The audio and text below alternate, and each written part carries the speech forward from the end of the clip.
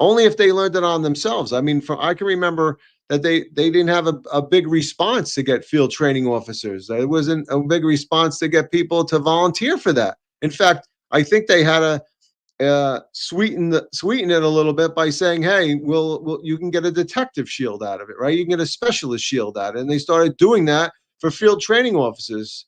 So, the guys that I worked with in Topac and the guys that that trained you when you got to a command, they didn't get anything special out of it, right? They did their job. They passed down their knowledge and experience, and I think that's where impact lacked. But no, do I fault any police officer that was a product of impact? No, I fault the system. I fault the system failed you.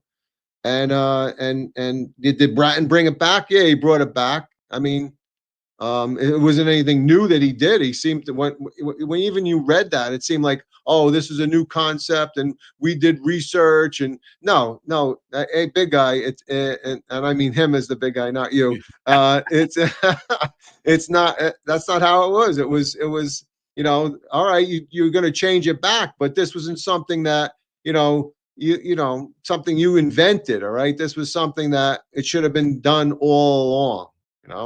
Right. And so he was going back to the way impact was supposed to be, where they were going to put them in an FTU and then put them into impact. It never happened. And it never happened. They went from impact, they went from FTU right into the patrol force. There was never impact again after that. And Bratton wasn't around long enough to ensure that it was implemented.